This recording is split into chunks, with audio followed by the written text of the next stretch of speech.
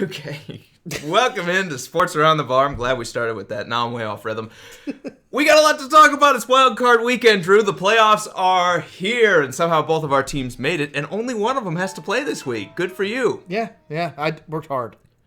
I'm going to silence my cell phone like I complain at you every week or every show to do. I'm going to do that, take my own advice, and then we'll get right back to it. You know what? I don't think my phone has ever gone off in the middle of a show. Mine goes off like every time, I feel like. Every time I don't stop it, it goes off. Yeah. I'm just a popular guy. I can't help it. Or you just have all the ESPN That wasn't notifications. ESPN. I think that was my grandma.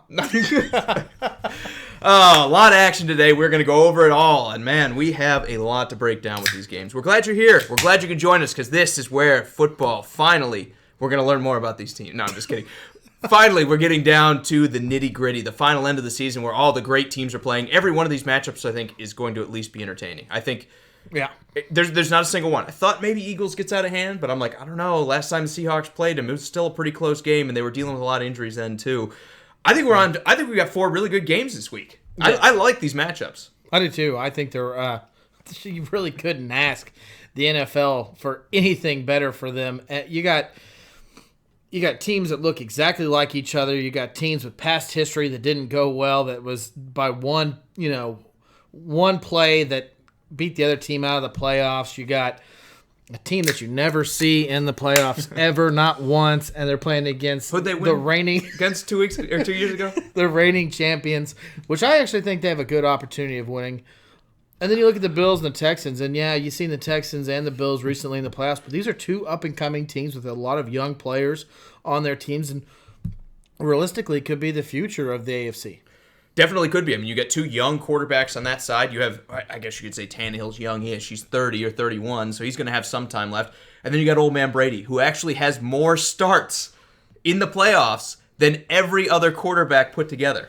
He has 30. They have 26.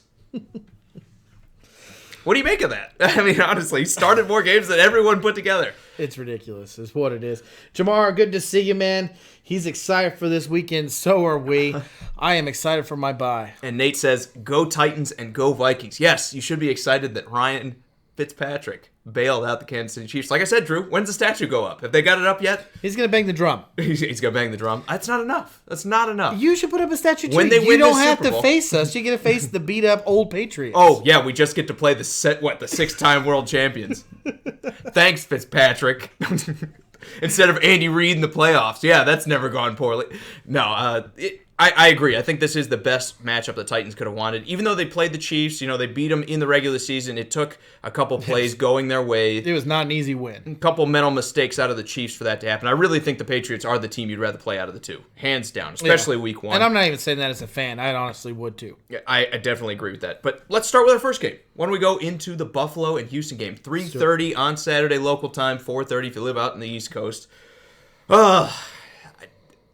I'm going back and forth on this. I still don't know which way I want to pick it because both of these teams have the potential to show up and dominate this game, and both of these teams have the potential to come out flat, and it's going to be the most disgusting football of the weekend, where you're like, man, how did either of these teams make it at all?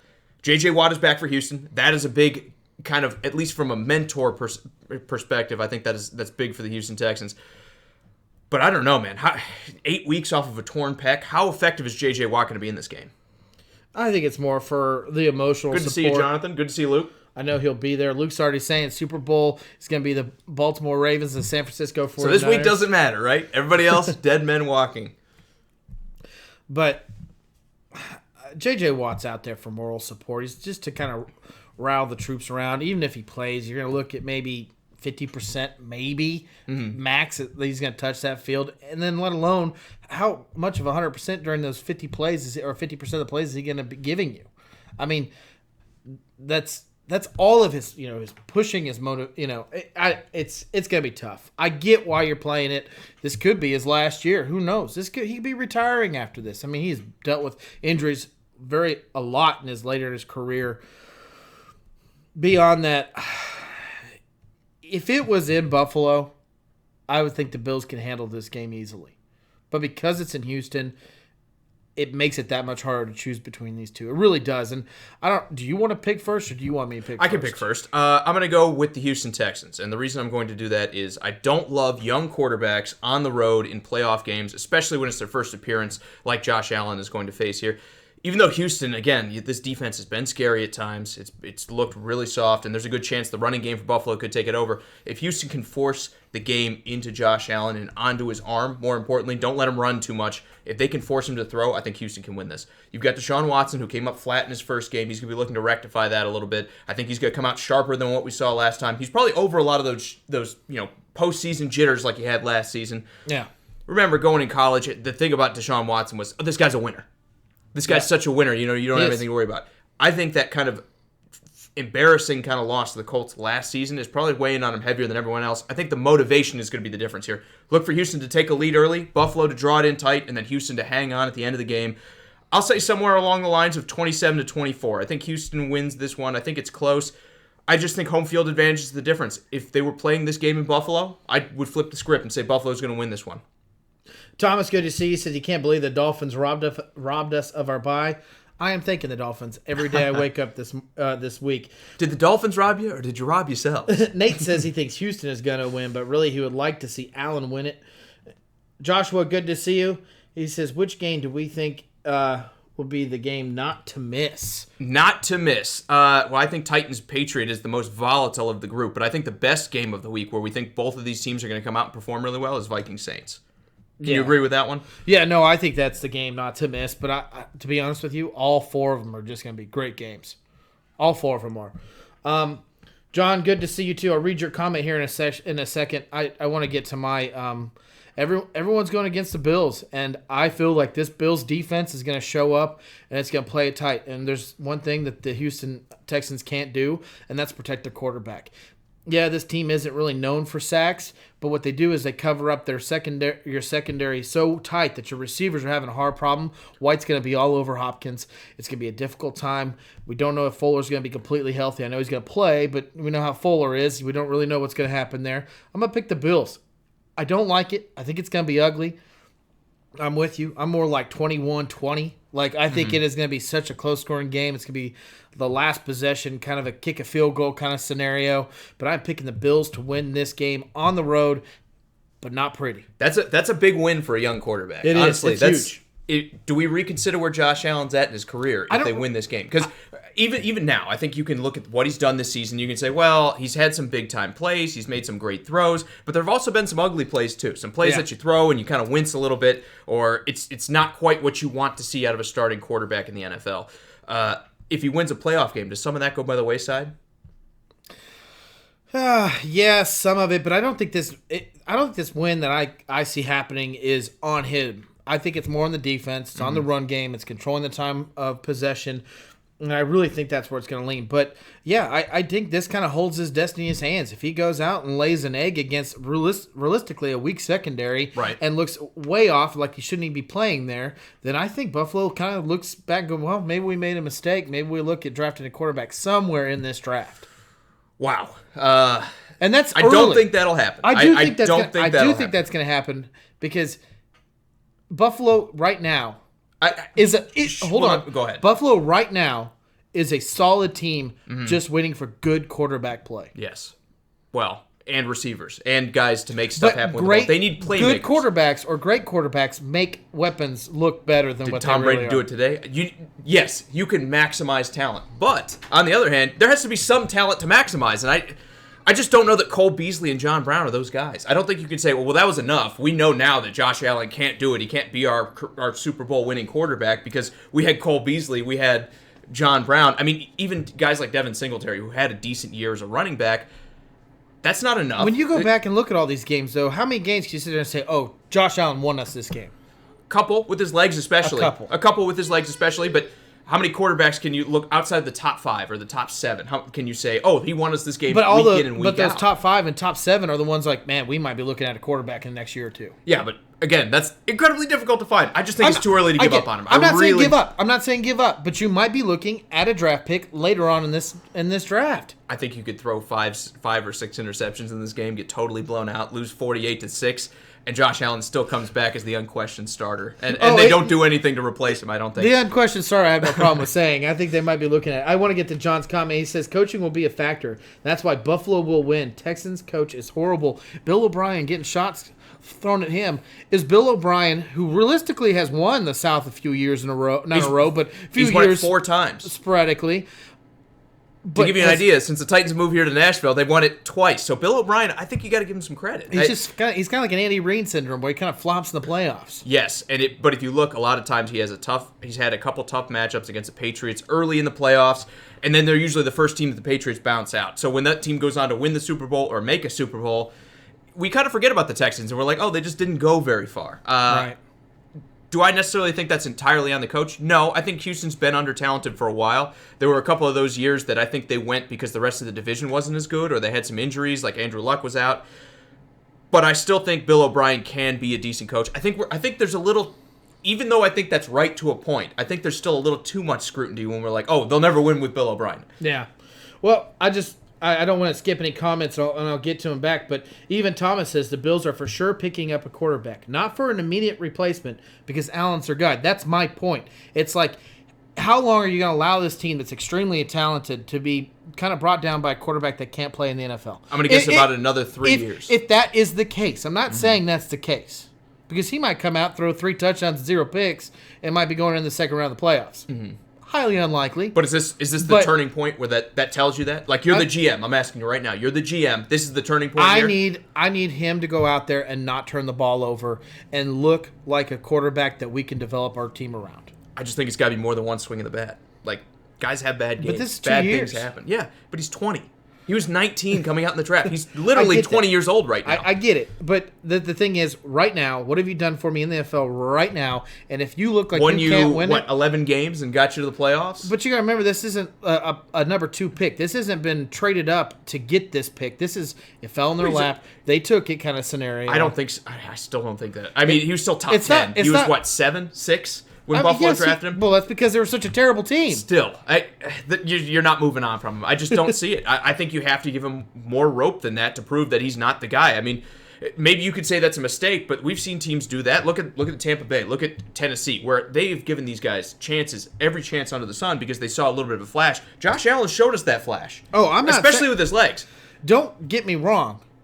I still think he's going to be... He's still the starter. He's going to be there. He can be there for 2 or 3 more years, but the thing is, they're probably going to draft a quarterback, because here it comes down to, you cannot keep consistent success in the NFL and let your quarterback be the failure there. You cannot. Teams they'll never go forward. That's why, look at the Houston Texans. They've had quarterbacks that put them in the playoffs before Deshaun Watson. Matt Schaub. Exactly. And they're like, we're going to need a better play at quarterback. Yeah, but Matt Schaub was also like mid-30s. You know what you had. I get it. It's the point. It's the NFL.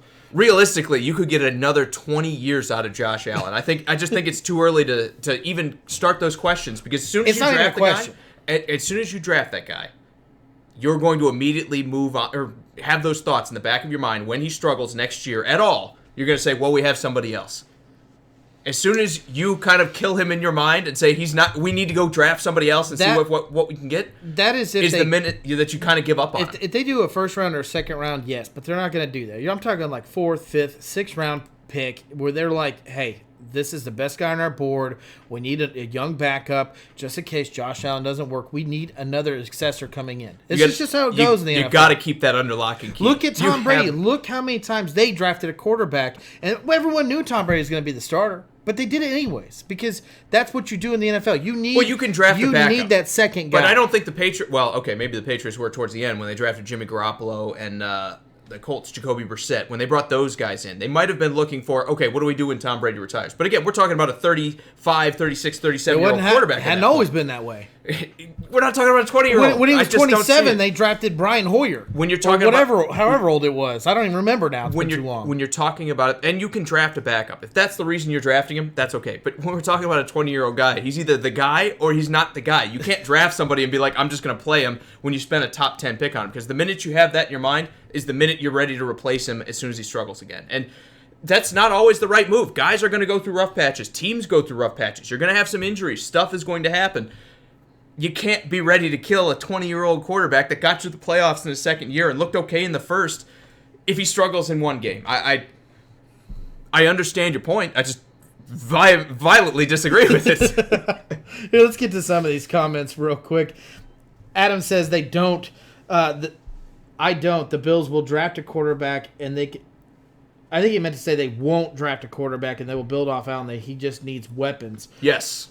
Austin, how's it going, man? Glad you're here. Perry's already picking across the board. He goes Bills, Eagles, Pats, and Saints. Going against your Titans, man. No love for my boys. Jeez. But I think in the last show he told me where they're going to get stomped in this one, too. Yeah, so at least Perry's staying consistent. Chris, good to see you, man. Jacob, good to see you. He says tighten up. Thomas said 7th. Thank you. Josh Allen was the 7th pick. We appreciate that, man. Thank you for that. I knew it was close. Adam said that he would take Allen over Trubisky.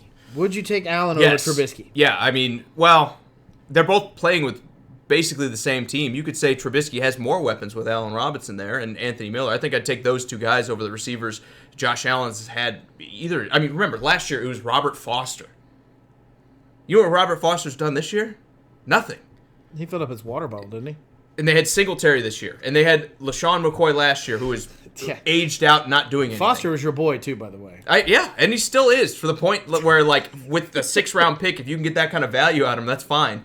But I'm saying that's not your number one receiver. And I never said that was a number one receiper. I was like, okay, he's had a good run. He's someone you can build on. He's someone you can build on, yeah. He's a great 4th receiver. How about that? I think Allen is probably better than Trubisky, pound for pound right now. I think they're the same guy. Maybe Trubisky's a slightly better passer, but if you get that much more out of Josh Allen's legs. And this is, in my opinion, and I don't know the two, but the way I see teams rally around each of these quarterbacks, I consider Allen a better leader as well. I definitely agree. I haven't seen Buffalo's defense quit, even when they're winning games 17-16. Yeah. Thomas says he can really expect that the Bills. He really respects the Bills, and even if they lose their game, if Josh Allen has a solid game, no picks, he'll be happy for him. I agree. I mean, that's honestly, I think that's what they're looking for. But if he goes out, because Thomas is a Patriot fan, he's like, go ahead and stick around in Buffalo for a while. But if he goes and he throws, 3 picks, I think there's questions. I think there's question marks to come up. Ricky, good to see you, man. He says, mark his words. Bills win and could possibly eliminate the Ravens. He's bringing them all the way to the end. Well, I was going to save this one. I had this one tucked away for next week. Okay. This was in my little treasure trove of nuggets I was going to bring out. You know how I said I don't like young quarterbacks in the playoffs, and I really don't like them when they're on the road? You know what else I don't like, Drew? What? Young quarterbacks when they take 2 weeks off, like Lamar Jackson's doing right now. Yeah. Any quarterback when they take 2 weeks off. Yeah. I wasn't crazy about the Ravens sitting him when you had the bye coming up against the Steelers in Week 17. I think that might have ramifications, and it's not just him. They sat a lot of offensive linemen. Do you think he's going to play the first players. half? Is that what you wanted him to do? I want to play him the whole game. And it's easy to be scared of the injury. But I think we all know, that's exactly, we all know one injury to him, the Ravens are done. I mean, I honestly think that because it's not because RG3's not winning it. That's what I'm saying. It's not because the team's great. Yes. The problem is Robert Griffin III is not good. And I understand that, but you can't play scared. You got to just roll the dice and say, hey, it's one more week. He made it through 16 without getting hurt, or 15, I guess, 15 games before this without getting hurt. One more week is what we're going to bet on him staying healthy for. He's a young enough guy. It's not that big of a concern. That's the other thing. A lot of his success has come off of rhythm. I mean, early on, they lost a game to the Browns, and their other loss was relatively early on, too. They went on a long streak. Keep him in as much rhythm as you can, and then take your rest week this week. Instead, you're going to have him off for almost 20 days by the time he plays his next game. That's not going to be good, especially if they have to play someone like Houston or someone like Buffalo that, again, are teams that, or maybe I was going to say Tennessee. That would be the ideal situation. But teams that can definitely all beat you and are all worthy playoff teams here. Thomas, good to see you. He says, "Who day?" Rooting already. Austin says, "Can Allen get better, or is this it?" He can get better. But I think he can get better. That's my question mark to this game is if he comes out and flops, how do the Bills feel about it? Remember, Deshaun Watson flopped last year. Ugly game. Terrible. He was underthrowing passes. He looked unready for the moment. Does that mean we need to give up on Deshaun Watson? Yeah, but Deshaun Watson has legitimately pretty much out through Tom Brady. And he has DeAndre Hopkins, too. I'm not saying that versus Brady, but what I'm saying is him versus Josh Allen. Again, the weapons are there. Even though I think Deshaun Watson is the better passer, you don't throw the baby out with the bathwater. You can't take one game and overreact to it. Josh Allen has done enough to get you in these positions. I don't think this is one game. I think it's just part of... He's done enough to get you in these positions. This come from me. I was the guy saying Josh Allen was not a great draft pick. Yeah, and I like Josh Allen, and I'm not knocking him. I think he'll be perfectly fine. Controversy is the best way to put it. But this young of a guy, you have to believe in him being able to level up and get to the point where he's going to develop his game. And the hardest thing to build in the NFL is accuracy, and that's the thing he needs the most, I think, is his passing accuracy and passing consistency. Crazy scenario. Just because I know you're on the hype train of him, not hype train, but you're on the train of him being there. Crazy scenario. What if Burrow fell to them? Would the Bills right now take Burrow over Josh Allen? Well, that will never happen. Never, because they're going to be picked 25. I get it. 23. But I'm asking you a question. If Joe Burrow was there, you're going to take him, I think. Yes, so because it's the upgrade. What if they go through the scouting, and they're going to scout all the quarterbacks? They do. Every team does. And it's Jake Fromm or Justin Herbert. And they love him just as much as they like Joe Burrow. Probably. It would have to be one of those guys. They love him just as much. They think he's just as good. Then you take him. But you better be damn sure. And when you do, that basically closes the coffin because that guy's going to need playtime. You're not going to take him, sit him on the bench for 3 years behind a 20-year-old quarterback and just expect him to stick around or expect him to step in and play well. If that's the case, you're already giving up on Josh Allen. Like I said, if you're pulling the trigger, he's already dead to you in your mind. You're basically sending him out to pasture the minute you draft another quarterback. Frank, good to see you, man. Decent quarterback. Adam says, does any NFL draft a backup all the time, man? All the time. Ricky says, Mariota to the Bills, ? As a backup, yeah. But again, Mariota is not going to take Josh Allen's job. Josh Allen does everything Mariota can do better. He's got a bigger arm. These days, he's more accurate because Mariota has the nerve damage in his elbow, and yeah, it's still there. I watch him play. Even though he says he's fine, he's not fine. I think when you look at it, there's nothing Mariota does better. So he may go there as a backup. I think there are a lot of teams that would be lucky to have him as a backup because that would still be a guy who could potentially come in and win you a couple games ugly when your starter gets hurt. Like, he can hold out for 4 weeks, 5 weeks, 6 weeks. He's not the guy you want for 16. So there's not a single team in the NFL that I won't consider Mariota a possibility to if he signs as their backup. Castling, good to see you, man. Glad you're here. Oh, let me see here. Thomas says, trade AJ and Dalton for a good draft pick. What are you getting out of AJ Green at this point when he's been this banged up is the question. And then Andy Dalton is on an expiring contract. The time to trade him has already passed. He is going to be a free agent come the first of the year. You'd have to re-sign him and then trade him. And that's generally frowned upon. A lot of GMs don't like to do that because it makes it hard to sign guys afterward. If you sign them right away and then trade them, I don't think the NFL has no sign and trade rules. You just never see it because it's such a untoward move to the guy that you just said, hey, we want you on our team, and then you ship him off like 3 weeks later. Thomas is hyped right now. He's excited about Joe Burrow being possibly his quarterback. He wants to know, will they trade Dalton or let him help Joe Burrow help? Or an AJ trade to get another draft pick. Can he get another draft pick, he believes? They will try to trade AJ Green. But Andy Dalton is out of a contract. He's not your player anymore. Yeah. At this point. I mean, technically he is until March 1st when the league year rolls over, but he's not your player anymore. You're not going to find anyone to trade you right now. Well, there's nothing to trade because the contract is up. Again, he's going to be a free agent. You could sign him to a 1-year contract to trade him, but precisely. That's not going to happen. And GMs don't do that because, again, the next time you try to sign somebody, they're like, you just signed and traded Andy Dalton. Are you going to do that to me?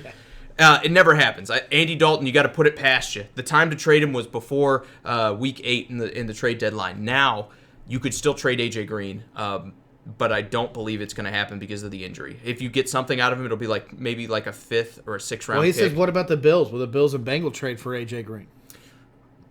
If you're Buffalo, are you trading for a 32-year-old receiver? Well, you got to remember they tried to sign Antonio Brown, and I get there's a huge difference there.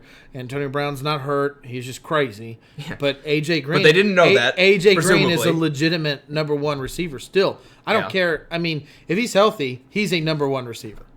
The issue is health, but he is a number 1 receiver. And we got to remember, they're a double-digit win team even without him. someone like that could come in and possibly play, 60, 70% of the offensive snaps. I mean, talk about something significant to change that team around. The only thing is, GMs often look at like what's the future value of this pick or of this move. But let's not forget again, you're talking like supremely short-term running. I would think it'd have to be right like a now. The Bills are a playoff team right now. No. Yeah. I'm talking about like right now. The Bills are a playoff team. Mm-hmm. Next year, we're going to say the Bills are a playoff team. I mean, they didn't show us anything during this regular season that they should not be. It's not, no offense, it's not like the Titans where they struggled to get in. Sure, I get it. This is pretty much week 7 or 8. You're like the Bills are probably going to the playoffs. Exactly. Yeah. So when you talk about trading for AJ Green, you might do it because that piece in your offense would make a significant difference. I just think there's a lot of other directions at this point you can go. Maybe I'm giving up on AJ Green too early, but I mean he's going to be 32 and he's been consistently hurt. AJ Green has been hurt multiple times now, and it's been serious injuries. He missed basically this entire year at this point. Because of his foot. You're going to have to pick up a big contract at that point. Foot or ankle? I think it was foot. I think so. But you're going to have to pick up a big contract. You're going to have to bring in an old veteran that's now working with a new system, everything else. Unless you're giving up like a 5th or a 6th round pick, I think the price is too high.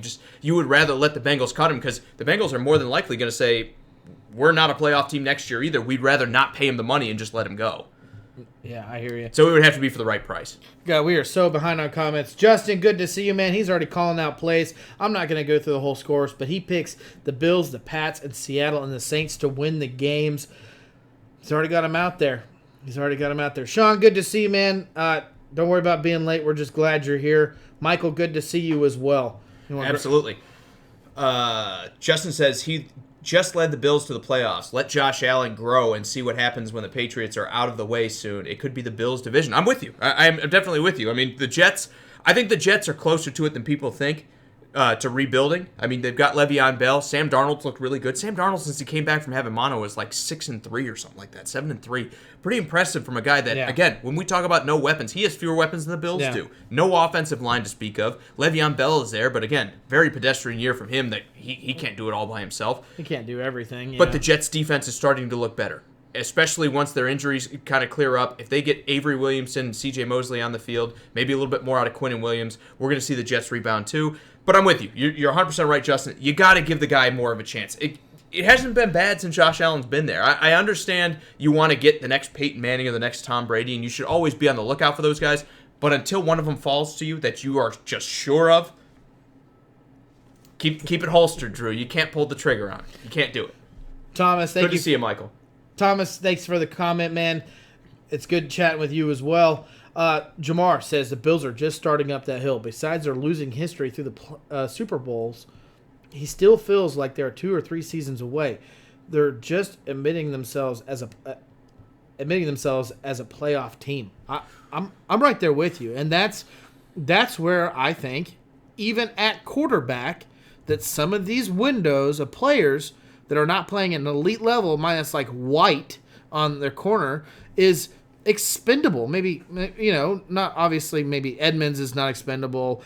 Ed Oliver. I mean, they're those guys on the defense side of the ball are playing up to their draft pick. I'm not saying Josh Allen is done, but if he is the reason why this team cannot win a playoff game, believe me, they will be moving on from him. Maybe not this year. Maybe the year after that.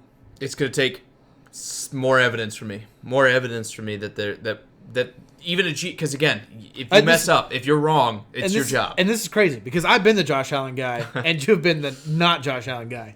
Definitely. Let's read a couple more of these comments. We'll move on to our next game here. Michael says he's saying that the Bills, Titans, Eagles, and Saints are going to win this week. My man, I knew I could count on you, Michael. I knew I could count on your support.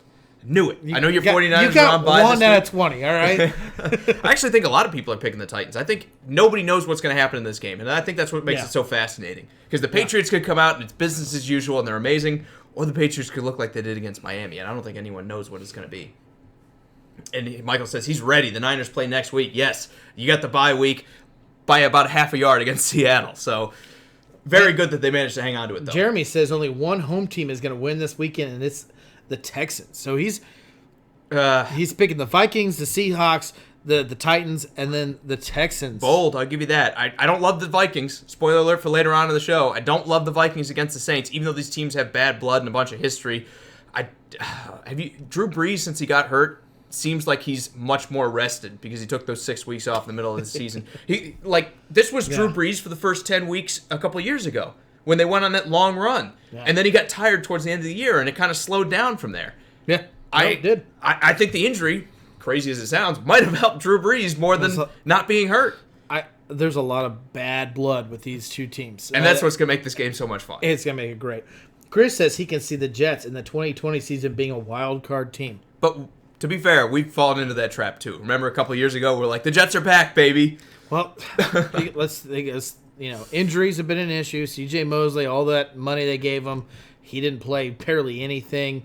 We kind of thought, this offensive line were going to have issues, but they thought the weapons around it might help a little bit. You brought in someone like Jameis Crowder. You're like, okay, that's the guy that can move the chains. None of it panned out. Well, if you remember, in the offseason, I was like, Jameson Crowder, that's the solution? No, I said... No, I know. I was not your solution, but I was complaining about that, saying, oh, man. I was like, they need to draft 3 receivers, or they need to draft 2 receivers and then go sign one. They need to sign Golden Tate and draft 2 receivers to go with it. And then they signed Jameson Crowder, and they're like, we're good. Anderson's not your answer? No, they gave Quincy Nunwa a lot of money, too. They're probably going to play... Did he even play a game this year? A couple, but not many. And then they're going to sign Robbie Anderson, too. Watch. It's classic Jets. I'm telling you. The Jets will always be that team that, look out. Here they come. They're coming back. They messed up a long time ago when they traded away Santana Moss or let him walk. Still feel the effects. Yeah, man. He was great. One of the most underrated wide receivers in this game today. Well, not anymore, but ever in NFL history. Santana Moss. Don't know him? Look him up. All right. I don't care what anyone says. Let's talk Titans Patriots. I'm gonna let you go first. I'm gonna reload, and then I'm gonna talk for half an hour. So go ahead. I think this is one of the most compelling matchups of the weekend. I think that the Patriots are killing themselves right now, not getting a bye, not only to get healthy, but when you look at this Titans team, they're exactly built to beat the Patriots. You got a run game that's very physical, very hard to stop, and then you got a quarterback that does not turn the ball over very often. I get it. The Patriots' defenses look good. Everyone's like, they're not going to be able to run all over them. And when they finally throw it, half the field is going to be blanketed by Gilmore. Well, guess what? The Dolphins just showed that's not true. Devontae Parker showed that's not true. Well, and he's looked good this year, to be fair. And Devontae Parker has been a guy I've crapped on for a long time. And your guy. Fitzpatrick, it doesn't I thought seem it was my turn to talk. It is now. Yeah, sorry. Go ahead. And then you got your boy on the other side, because Devontae Parker has not really proven anything except this year. So now you got your boy A.J. Green, who you consider the rookie of the year. A.J. Brown, but yes. A.J. Brown, I'm sorry. Been talking about We got Green. A.J. Green? No, you got A.J. Brown, who you consider rookie of the year, which has a good fight to win that. Offensive rookie of the year. I said he was going to lose it to Nick Bosa, to spoiler alert for whenever we do that. But my point is I think the Titans have every weapon to beat the Patriots, and I'm actually taking the Titans to win this game. Yeah, I know. Sir Craps a lot all over my team is taking the Titans. I only crap on it because it's your team. I know. Wow. I don't know what to say. How can you know what? Take an extra 30 seconds. Listen, how in the world can you pick the Patriots to win this game? What besides their history this year goes, oh man, watch out for them? The weather and the defense. The weather and the defense. Titans play in the cold? Well, we don't play in the cold as often. We tend to not do well when we go up to Foxborough and it snows. The other thing I will say, this Patriots team will benefit from the hailstorm that's going to hit right about the time this game starts. There's, I kid you not, this is irony. Winter Storm Henry on its way there. I'm not even talking about Derrick Henry. It's just happenstance that they named this Arctic hurricane that's that far north, and so they called it a winter storm that's going to hit almost as game time starts. If the weather gets bad and Tannehill gets limited, this is the dream scenario for the Patriots, who are basically a running team at this point anyway. They want this to be ground and pound. They want the opposing defenses to be limited and be one-dimensional. If that happens and this snows or it sleets or it rains or whatever happens, the Patriots have the advantage in this one. And because they play better defense than the Titans are doing right now. And towards the first half of the season, I would have said, no way. Yeah. Back half of the season, Titans did not play great defense. Whether it's they relaxed with Tannehill, whether they thought, that we've got our quarterback, we don't need to play as hard. I don't know what the answer is. They were not as good of a defense. I am worried about this game. I'm going to take the Titans as well. The thing I like about them, if the weather stays decent, is they are going to have a two-pronged attack that I expect they'll throw a little bit early on, they'll run a little bit with Derrick Henry, and then the third quarter will get there, and then they'll just lean into Henry. They'll let the defense tire out, they'll let Derrick Henry do his work, he'll get up to like 27 carries like he always does, and then he'll put 130 yards on the board. The question is going to be, to me, is what can Tom Brady do through the air? Because I think the Titans know that they can run. They know about the swing passes. They have the athletic linebackers in Jayon Brown and Rashad Evans to cover those guys. They'll have some success in that, but I don't think enough to win the game. The Patriots need to move the ball down the field, and the question is, who can beat guys like Tremaine Brock and Adoree Jackson coming back from injury down the field 15, 20 yards at a time? Can Julian Edelman beat Logan Ryan? Can Philip Dorsett beat either Adoree Jackson or Tremaine Brock? They need somebody down the field to make an impact to win this game. I don't see it right now, but every time I say I don't see it, it's somebody I've never heard of. It'll be like Jacoby Myers. And then he'll come out and catch 168 yards and 3 touchdowns, and then they'll cut him next week. All right, let me get to some of these comments real quick. Michael, thank you. Santana Moss was an underrated receiver. Chris Scott's the Vikings. He said the Vikings are gonna win. Justice, I'm realistic about the Titans all the time. Hold on, I'm gonna get to it. It's great. It's great. Justice says finally Parker showed up. Chris says Nick Bosa Rookie of the Year. Justice says home field advantage. Kate, good to see you. Sean says Sam Darnold that Josh Allen got the number 17 and Sam Darnold gets the number 14. I guess I'm a little confused on that one, Sean. Sorry about that. Scott says, how many playoff wins does Tannehill have in Foxborough? He has to pick the Pats. Tannehill has never played a playoff game, I don't think. He took them once, but was injured, and Matt Moore played the game for him. Yeah. They lost with Matt Moore. Tannehill has never had a playoff start. So that is important. That is important. If you're asking how many times has he won in Foxborough, maybe once or twice. I don't know if it was in Foxborough or not. It might have been in Miami. But he has history against this team. I don't worry about the history as much as a lot of other people do. Again, these are all different teams. These are all different players. Once in a while it gets into people's heads, but more often than not, I think each individual game needs to be looked at for its own merits rather than what has this guy done in the past against him. Yeah, and this is the comment I really wanted to get to. I absolutely love it. Justice says, realistic Jake about the Titans. Weird to watch and hear. I don't know what you're talking about. I feel like I'm more realistic about the Titans than a lot of fans are about their teams. And when I say that, I mean I crap on my team all the time. And when I do, everyone's like, yeah, cool. And then I say one nice thing, and they're like, oh, you just like them. And they're right. You're just easy to pick on, man. That's all it is about the Titans. That's what it is. That's okay. When you're a loser franchise, it's easy to crap on. For real talk, you really are one of the most realistic Titans fans. Like, you will be completely honest. I'm Debbie Downer when it comes to the Titans. When they do something wrong, I'm like, Vrabel's an idiot. No, for real though. You really are. The Titans have a battle here, and I don't know how this game looks. This is the biggest mystery for me because I feel pretty good about the Buffalo and Houston game staying close. I feel pretty good about the way the Eagles and Seahawks are going to go. I even feel pretty good about the Vikings and Saints. The Patriots could come and just knock the Titans' teeth out in the first quarter. It could be 21-0 just right away, and the game's over. The opposite could happen. The Titans could score 17 points. Yeah. Ryan Tannehill, actually probably not because we're a second-half team, but maybe the Titans figure it out in the first half and score 17 points against a team that struggled against Cincinnati and lost to Miami in the last 2 weeks. Dude, I'm telling you, the Patriots have a lot of weaknesses into this, and there's a good chance a team that's playing really hot right now, like the Titans are, they can beat them. I mean, but then again, this is exactly the same scenario as last year. Where they came in and limped into the playoffs. The games that you have played where you didn't look good ever since Tannehill has gotten here is division rivals or playoff teams. Well, Carolina was a bad game with Tannehill. But beyond that, yeah. And Carolina looked a lot better at the time. That was when they were on their run. They won 5 or 6 with Josh Allen or Kyle Allen. The other Allen. Okay, I'll give you that one game. Besides that. Well, there's not many. Tannehill's 7-3 as a starter. So that's my point. Yeah, and you're right. I'm agreeing with that point. Yeah. They lost to the Saints. Well, you had to bring up that one game. You had to bring up that one I did. I did. You had to bring up, God. Well, there's only 3, so when you're all of them. No, I'm just saying all these games they played well, and even the ones they lost. I mean, this team was not struggling, and they're in a good to see you, Kate. Sorry we didn't say hi to you before, but it's good to see you. No, I did. Well, I'm sorry, I didn't say hi to you. Good to see you, Kate. Chris, the cans were on sale over 2 years ago, man. They came in a 34-pack. You can get them. You can get them on eBay for about $3 a can. If you're willing to spend about $100, you can get a whole set of NFL cans. If you wanted to get your team, $3 bill. Bud Light actually comes out with them every year around the areas. Actually, didn't see them last year though. Yeah, they were. I didn't see them, but they don't do the 30-pack no more. Mm-hmm. They do cans. So like in Tennessee, you can get Titans. In Kansas, you can get in Missouri, you can get Kansas City, and so on and so on. And there's people out there that can get them, and you can sit there and buy them if that's what you wanted to do. But it'd be an expensive little trek to get them.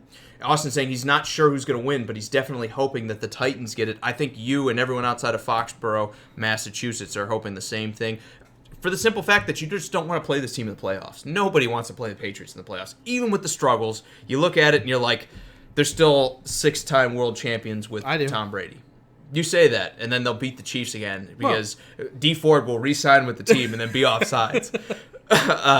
No, it'll be just something along those lines that the Patriots always find themselves in these games, and they're never dead until they're dead. I think every team outside of Andrew is hoping that they don't have to play the Patriots. But that being said, I'm going to go Titans. We don't have to dwell on my game. Again, this is the biggest mystery to me. We can move on. We can talk about this stunner that's going to be Eagles and Seahawks. Oh, my God. After all that crap you talked. Scott, good to see you. I don't know if we said hi to you yet. He said he just thinks the Titans are the team to put out the Pats, maybe the Ravens or the Chiefs. Yeah, I'm with you, man. I think you literally named the three teams. I think the Patriots beat the Texans. I think the Patriots beat the Bills. I think it's literally the three teams that he said. No, I think you're saying the Titans could put out the Patriots or the Chiefs or the Ravens. He's saying this is the team you don't want to play necessarily. That's basically what Scott's saying. The Titans are the teams you don't want to play in the playoffs. And yeah, you never want to play the hot team, right? I think I read it right. You read it right, but I think you interpreted it wrong where you're saying that, I don't even know. Oh, he said it's not the team. He says that the Titans are not the team to take out the Pats. He says it'd either be the Ravens or the Chiefs. That's fair. I mean, both of those teams beat them already. Either way, I think... Then again, the Titans didn't play them and whooped them last season, so who knows? Maybe. But again, I don't know. I think this is one of those games that anything could happen and I won't be surprised. Jamar says he's been bickering with a Patriots fan for years, even back when he knew that the Chiefs are the team to take them out in the playoffs. We deserve that feeling. Place that hole in their chest. Finish them. Go Chiefs. I agree, man. It was if you go back and look at that loss after the playoffs, we did a show. It was tough. I was devastated, man. You go back and watch it. I was just trying not to poke the bear. I was getting intoxicated because that was the only thing to make me feel more numb. I guess. I don't really understand that. I felt... Just take the pain away. Just take the pain away. It just hurts so bad. Seahawks, Eagles. Are you ready? I'm ready, man. I think this is going to be a really good game. Are the Eagles ready for this? I think this is the most underrated game. I know a lot of people probably say the Bills and the Texans, but I think this is the most underrated game going into the weekend, mostly because both teams are just littered with injuries. Mm-hmm. You got teams that kind of... One team that limped in and another team that just at the end limped in. One thing I like about the Seahawks is they have Quandre Diggs coming back. That pick that I told you the Lions were giving up, and then the season went to crap right after. Went to ships right after they traded Quandre Diggs, former Pro Bowl safety, by the way, to Seattle. The Seahawks were much better with him out in the field. He had some injuries towards the back half of the season, didn't play as much, but he's going to be back for this game more than likely. The guys had like 3 interceptions, 4 forced fumbles. I think Quandre Diggs coming back definitely helps against a just depleted wide receiver core for the Eagles. The question to me is, what kind of shape are the Eagles going to be in? Zach Ertz is questionable. Alshon Jeffrey isn't going to play. All their heavy hitters, Aguilar is not going to play. They have so many guys that are going to miss this game. I look at it on offense and I say, who's going to be the X factor? Is it Miles Sanders coming back? I know he's going to play. He's set to play. Yeah, is he the X factor in this one, Drew? Because I look at it and to me, I'm going to lean Seahawks all the way. And then I still look at these two teams' history and the way the Seahawks have played all year. This is going to be a game where the Seahawks win 17-14, and it's ugly all the way through. But the Seahawks get it done because Russell Wilson makes the throws he needs to make. No. I think Diggs is a great, as well. It's great that he's coming back, but I think you missed it. I think it's Clowney. Clowney's coming back too. Clowney's gonna. Hopefully, he's close to 100%, as close as you can be at 100%. I think he's the difference maker because if you can get after Carson Wentz, Zach Ertz is banged up. We don't know if he's going to play. If he does, he might not be 100%.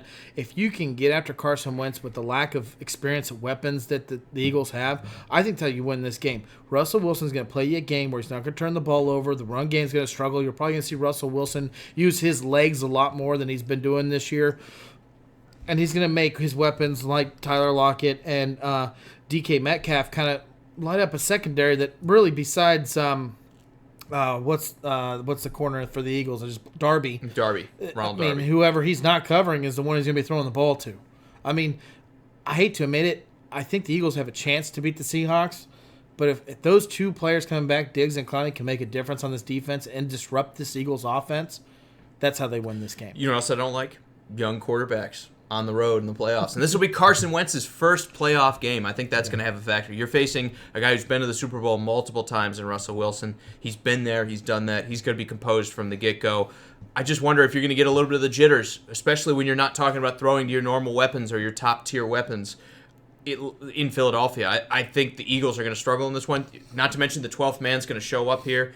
I'm sorry, they're not because the Eagles are at home. The 12th man is not going to be a factor in this game.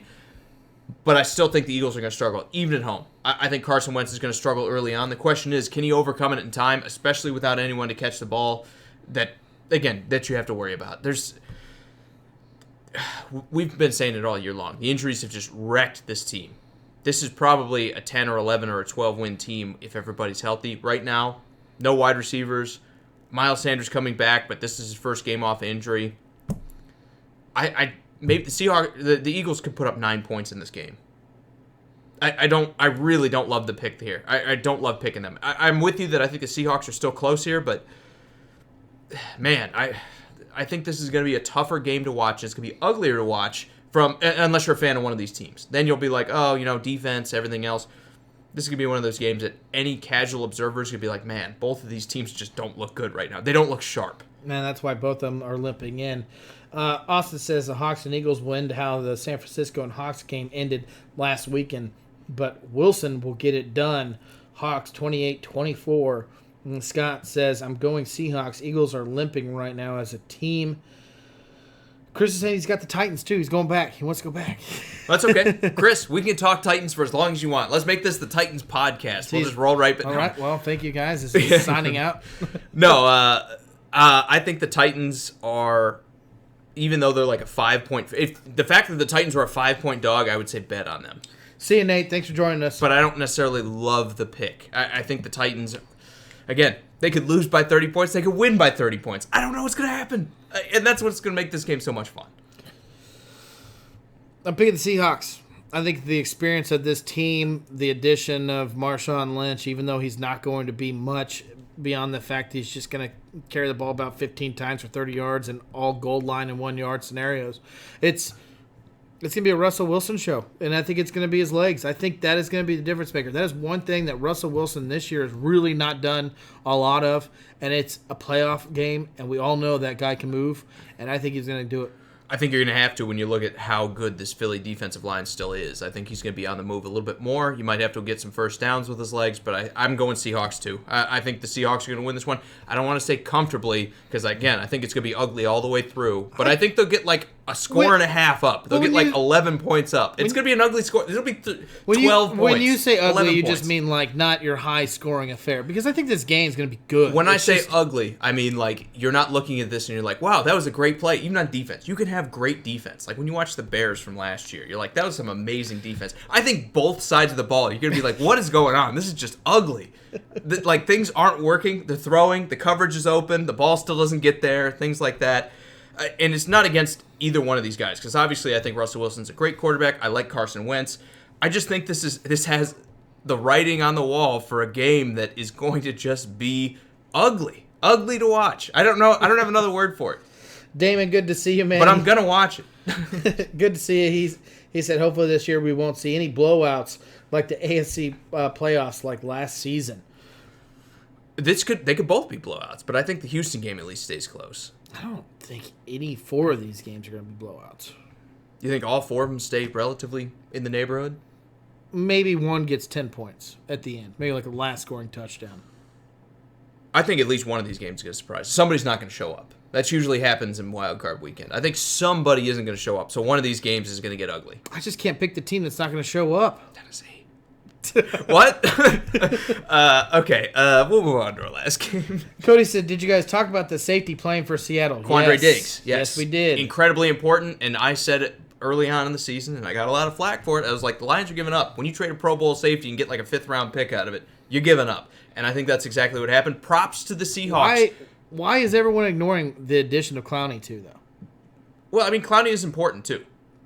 When he was healthy this season, he looked like an all-pro. But then he got banged up. But the reason they're ignoring it, or so-called ignoring it, is because they gave decent trade value to get him in. You traded a 5th-round pick for a Pro Bowl safety. Anytime you trade a 5th-round pick for a 27-year-old Pro Bowler, you won the trade, right?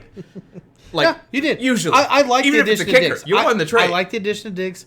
I like the fact he's going to be playing. But I think the difference maker is going to be Clowney. It might be Clowney disrupting the pocket, and then Diggs is the one picking it off. Clowney being back is 100% important, too. I don't want to undersell the fact him being back is important. But I think Quandre Diggs, with what he's done for this defense, he was the guy that Ziggy when Ansah he showed is not up... the answer. Right, but Quandre Diggs was the guy that when they traded for him, the defense turned a corner. And then he got hurt, and the defense took a step back again. I think with him out there, he is the leader that they've been missing in the secondary, because I think that is the most underpowered part of this defense. This is the secondary is probably something that needs the most sprucing up in the offseason. When they fix that, and they will, I think they're going to address it in free agency this year or the draft. When they do that, it won't be quite as important, but right now, this is the guy who kind of like rallies the troops, where you get the best because he's back there. You're going to get the best this unit can give you because he's the leader. And that's strange. Usually that doesn't happen. But I think Marcus Peters is another great example of that for Baltimore. This was not a good defense until they traded for him. Then he comes in, and the defense just turns a corner, and they look like they have for years past. It's like almost parallels, except one's a safety and one's a corner. But let's all admit that Peters is not a leader. He has been for the Ravens. There's a reason they gave Thomas him that brand. has been the leader that has calmed him down. There has been a reason why that when they brought him in, and it wasn't Earl Thomas. They stunk in the secondary from the first part of the season. I said he's the leader that probably calmed Peters down. Peters is not a leader. Trust me, I watched the kid play. He's not a leader. Okay, he can be a tone setter. I'll give you that. He can be a tone setter. He is. And I think that's incredibly important. And maybe I'm using the wrong word with Quandre Diggs. Maybe he's not the leader, even though I think he is. I think Diggs can be a leader. I just think when you look at it, both of those teams had bad defenses and were historically good defenses, brought in one high-quality player or a guy that could even just give your team a spark, and it's turned both of those defenses around. I think these two teams are exactly parallels of each other, just in separate conferences. Damon hopes he sees the Eagles kick a double doink in this game. And Cody says that Clowney is huge. Only pass rush for Seattle is him. I agree. And he says Diggs gives a half of a second more for that pass rush. I'm right there with you. I think both of these additions in the defense are huge. I think that's why the Seattle Seahawks win, even in a tough environment like Philly is, where the weather's going to be a factor. Lane Johnson may not play in this game. He's definitely up in the air and questionable before it starts. He may play. He may not. He's still not going to be 100%. Even though the pass rush has been an issue, the offensive line has been just as big of an issue for Philadelphia. My question is, again, weakness versus weakness. Which one wins? Here's my thing. What is the strength right now of the Philadelphia Eagles? Carson Wentz, and the fact that he's got a lot done. He's gotten a lot done with a little. I don't even think that. I think the defensive line. I think that's honestly the strength of. That's the best unit, but the reason they've been winning the games is because Carson Wentz has done so much better. I'll give so you much with. But the number one strength is that defensive line. Guess who is used to having pressure in his face? Russell Wilson. Who can react with that in his face? We don't know what Carson Wentz is going to do in the playoffs. On top of that, I don't love Philadelphia's linebacking core, especially since they cut Zach Brown. I mean, they haven't been as good against the run. They're okay still, especially when you have that defensive line that can disrupt. You don't need amazing linebacker play, but this is the kind of game you're going to need the linebackers to step up against Seattle. What quarterback do you want under pressure, Carson Wentz or Russell Wilson? Well, Russell Wilson, because he's mobile. So Carson Wentz is not mobile. I know you're picking the Seahawks, but that's why you picked the Seahawks. Well, I guess that's a fair point, but I don't love it as a point because I can go on and say, don't roll your eyes 40 times while you say that. I'm gonna roll my eyes because you're like, who would you rather have under pressure? I don't want Carson Wentz under any pressure because he's a pocket passer. I've complained about this all season long. You protect pocket passers. That's your job. The Eagles haven't done that. So I think Clowney being back is definitely big for this defense. But I think even without him, they would get better pressure on Carson Wentz than I think a lot of Seahawks fans would expect and what they're used to seeing, because I think this Philadelphia offensive line is incredibly thin right now. George, good to see you, man. Austin says pass rush is the biggest issue. Can't cover receivers when they can run around all day. Yeah, 100%, man. Austin also goes off and says no, everyone else on D trusts Diggs to do his job so they can focus on their assignment better. I agree with you as well on that. I think that's kind of why we're talking about Diggs being such a big addition to this defense going in the playoffs. Cody says the Eagles are running well right now, and he's picking the O-line and the D-line to be their strengths into this playoff game. And I'm D-line for sure. Offensive line, I have massive questions. And they've been better the past couple weeks, but still, it's not been great. And that's the reason why they're not scoring. If Johnson was playing, maybe I would feel better about it. But still, it's one of those, even with a healthy Lane Johnson, I don't love the Eagles' offensive line right now. There's a reason they're not scoring a ton of points, and it's because regardless of the weapons. Have you seen Kelsey's last year as a Philadelphia Eagle? Because he used to be the strength at center. I mean, right. I think that hurt him. And to be honest, it's been a very down year for Kelsey. I agree, and I look at the Philadelphia Eagles. I think it's just across the board, and that happens. That happens all the time with offensive lines. You just have bad years. Things just don't go right. And that's why I talk about it's so hard to keep an offensive line together. It's so hard to bet on an offensive line being great year in and year out, even with the same guys. Yeah. So I still think offensive line is a weakness for Philadelphia rather than a strength. They've been playing a little bit better, but there's a reason they're not putting a ton of points up, because when you give any quarterback in the NFL, 23 quarterbacks in the NFL all day to throw, they can usually beat you. And I think Carson Wentz is still going to be under pressure, even in a game like this. Let's move on to the next game. Finally, let's round it out and talk about the Vikings and Saints, because I think this is the best game. I think this is the game that we're going to go and we're going to watch some fireworks. Yeah. No, I'm right there with you. This is the game that everyone should be TiVoing or recording on their DVR, whatever it is nowadays, whatever you young kids are doing. I'm going to have my VCR set to record to watch this bad boy. He's going to record over his wedding. He's going to be like, I used the wrong tape. I meant to use Star Wars Episode 3. I know a thing or two about VCRs, You mean Episode 3, because that one was garbage. No, this is honestly going to be a great game. Like I've been saying, there is bad blood between these teams in the playoffs. And I know they're not division rivals, but trust me, they remember. They've seen each other. Yeah. They remember everything, and the NFL has made sure that they faced each other, and it seems like it was just perfect for this to happen. A lot of crazy things going right now in Minnesota that really, I think, is really going to be the downfall of them going into this game. We've got the rumors of Zimmer, if he loses in the round one, that they're going to move on from Zimmer, which would be like the hugest mistake they could ever do. And then you brought this up as well, and I don't want to steal your thunder. Brought it up, and you were saying everyone's still calling for the head of Kirk Cousins, who, again, has brought their team to the playoffs for a second year in a row. Right, and I think when you look at the Vikings, the biggest thing I can say about them in this game is, even beyond all the rumors, they're healthy now for the first time in a long time. They're going to have all hands on deck on offense. Adam Thielen's going to return. Alexander Madison's going to return, and that's more of an impactful guy than you think. Because Thielen's been back, but he's going to be healthier. Right, and he's missed a lot of time. Saying like they're going to have everybody for the first time since the first couple weeks this season. He played the last 2 games, but he has not been 100%. He got hurt early, but I'm talking about like they haven't had him, and they haven't had Cook. Let me finish the point. And then they haven't had Cook. And then they haven't had. Is this how you feel all the time? Yeah. They haven't had. When you said something wrong, he's played the last 2 weeks. I'm not saying that he hasn't played before. But what I'm saying is they're going to have Thielen, they're going to have Madison, they're going to have Cook, they're going to have both of their tight ends in.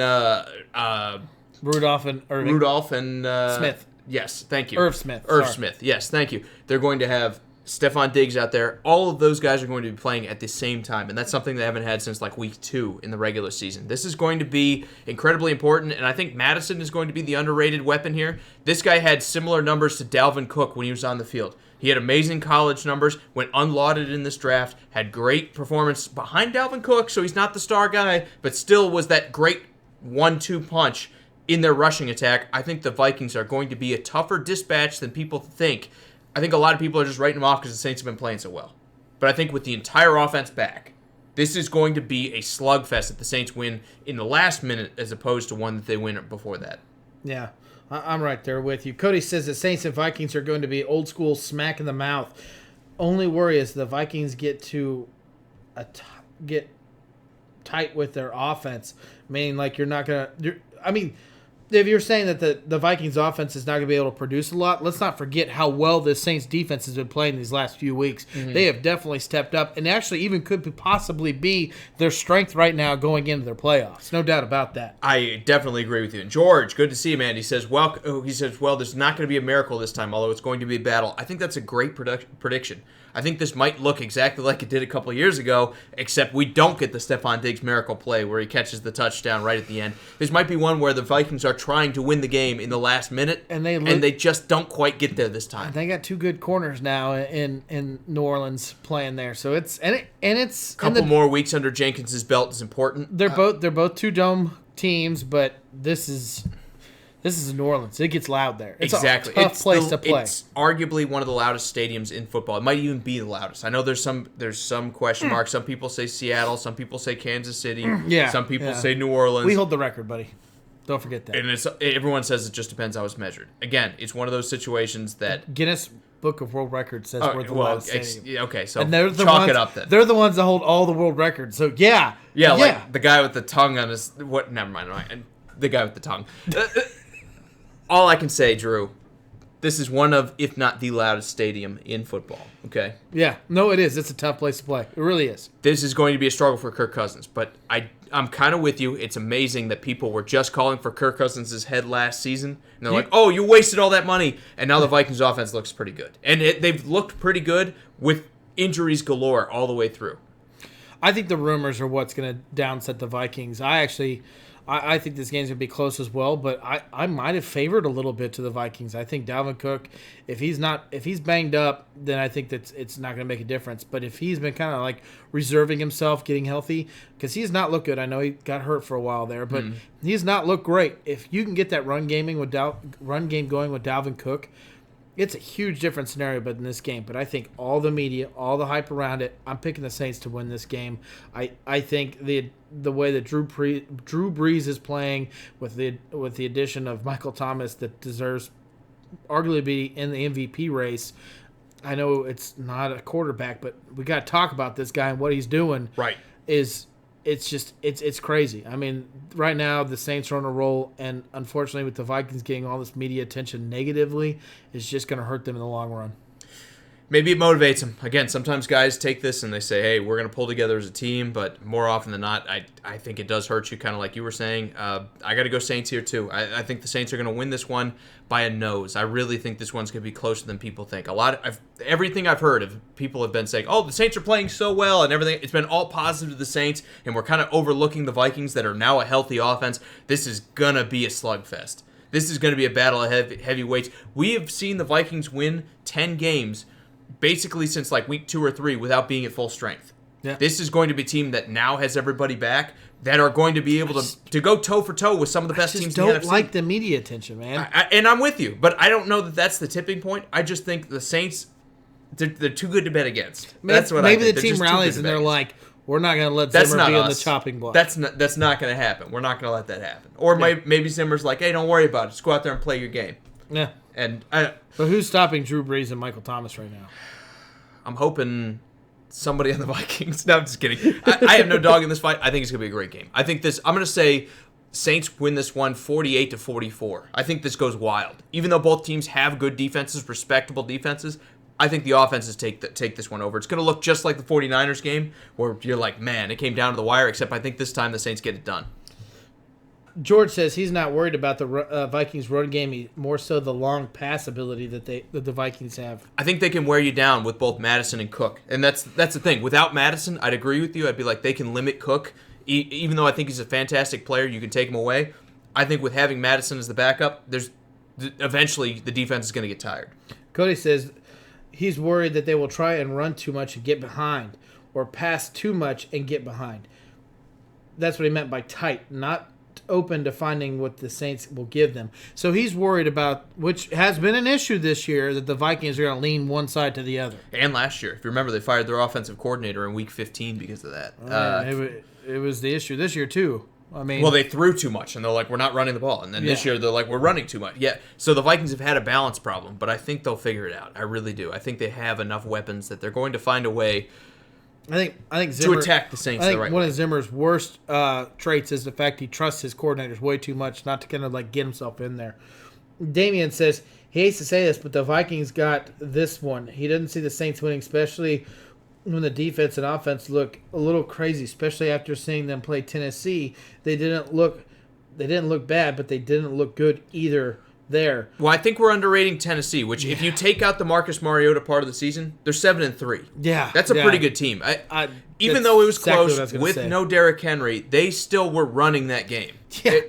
Their best offensive weapon was not in the game, and besides the ending of the score, you cannot sit there and say that the Titans just got manhandled. You can't. No, and that's a bit of a concern. But I think we're underestimating how good of a team the Titans actually could be. And maybe they're not. That's a maybe bit of a they come concern out for the Saints. Right, and that's what I'm saying. The Saints could be. We're saying, the Titans hung with them, but the Titans are a good team. That's what I was getting at. I know. And that's what everyone's saying. We're all kind of agreeing, but but we're disagreeing at the same time because that's just what we do. Hey, man, I like the fact that you're picking the Vikings. To be honest, I don't really have a dog in the fight either. I love Drew Brees. I love his career. I like to see that guy win another ring, but not this year because my Chiefs are going to win it. But I also like Dalvin Cook. Aren't the Chiefs going to be in it next year, too? Yeah. And so how long are you going to kick? Is he going to be 53 we need Patrick 7 Mahomes rings. gets tired? We need 7 rings. Okay. Beyond that, I like Dalvin Cook. I've always liked Dalvin Cook. I liked him when they drafted him. I thought he was going to be the league's leading rusher. He will still at some point in time hold that title. Unfortunately, got banged up, but and your boy Derrick Henry took it from him. well, when you touch the ball 35 times a game, you could get that to happen. Okay, but what running back isn't getting a lot of touches to win the rushing title? Every other one besides the Titans. James White is not winning the rushing title, okay? I'm just messing with you. I don't really have a dog in the fight. Either one could win. I just see the Saints winning it, man. But I agree with you. I mean, the Vikings can win this game. I think that the media hype is what's going to hurt them. I honestly do. Scott says he is going Saints to win this game. I think that's a little chalky, but I'm right there with you. I think they win it, and I think they win it close. But I think this is going to be the game to watch. And I think the other 3 are going to be very good, but I think this one's going to be great. And I'm just happy that even though this one takes place at noon on Sunday, and we have our cans out of order, and we talked about them out of order in the NFC, I am just... Who set them up this time? Drew. But I think this is the game to watch. 3 days ago, I set them up. I know. And it was wrong then, and it's wrong now. But seriously, see you, Cody, man. Glad you could join us. Absolutely. I think this is going to be the game to watch for the rest... or for this round of the playoffs. I think both of these teams deserve to get another round. It's just a shame that somebody has to lose. And I'm going to say that about the whole NFC.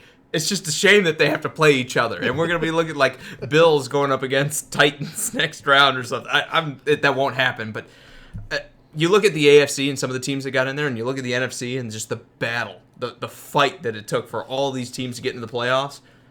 They might have 6 of the top 8 teams in football right now. It's just a shame that somebody has to lose. 5. I take it back. I don't think the Eagles are up there, but out of that group, they have 5 of the top 8 teams in the NFL. It's just a shame that they have to go and play each other in rounds 1 like this.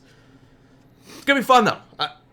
I'm going to be amused. Again, because they're not my team. They don't have the best team. I would be upset if I was the Saints. And we're 13-3, and we're playing in week 1. The NFC didn't have the best team and most complete team, which is Kansas City Chiefs. I thought you were going to say Ravens. Okay. Guess we'll see. Okay, guys. It's fun. We are going to do a video on Sunday talking about the games. We're going to do it after the Seahawks and Eagles game. We'll wait until it finishes, but it'll probably be close to that 6:45 Central, 7:45 Eastern time like we normally do it. We'll wait until the game ends, then we'll jump right on. It's going to be amazing. That's all I can say. It's going to be amazing. That'll be the game freshest on everybody's mind, so naturally we'll talk about it last. But we're going to talk about all this action. Every game that you see before you, we're going to talk about it on Sunday, and we hope you can join us for it. Yeah. Guys, again, thank you for all the likes, comments, and shares. It means the world to us. I love when my list gets this long, but quickly I want to thank everyone personally for giving a comment out there. So Jamar, Nate, Nathan, let me redo this. Jamar, Nate, Jonathan, Luke, Thomas, Joshua, John, Adam, Austin, Perry, Chris, Jacob, Ricky, Thomas, Frank, Caslin, Justin, Sean, Michael, Jeremy, Kate, Scott, Damian, Cody, George. You guys are all awesome. Thank you so much for all the comments and love you guys show us week in and week out. We're in the soup now, boys. It's the playoffs. I can't wait for this. It's going to be an amazing week. I'm sure I'll be back here to cry about how my team lost on Sunday. But more than likely. For now, we're still in it. It's going to be fun. I can't wait to talk about all these games and more with you on Sunday. It's going to be great. Thank you for hanging with us. Even if you didn't read your name, even if you didn't say anything, thanks for sticking with us. You're the reason why we do what we do. So thank you guys so much. We can't wait to talk with you again on Sunday. I'm excited. Any final thoughts before we get out of here? That's it. I'm excited. You're excited? That's your final thought? I love playoff football. This is why I live. Don't tell my wife and kid that. Yeah, but you still wanted the bye, right? You're like, I love playoff football, but I love it when my team's not playing it. Wait, that came out wrong, because there's a lot of other teams that are out of it. There's 20 teams right now that are out of it and aren't playing it. My final thought, let's go Titans. That's it. I know I spent all show crapping on them and tell you how they could lose this game, but they have a chance to win it, and I just want to remind you of that. I can't wait for it, guys. We'll be back on Sunday. Thank you so much. I'm Jacob Bartender. This is Drew. You got anything else to say? Nope. See ya.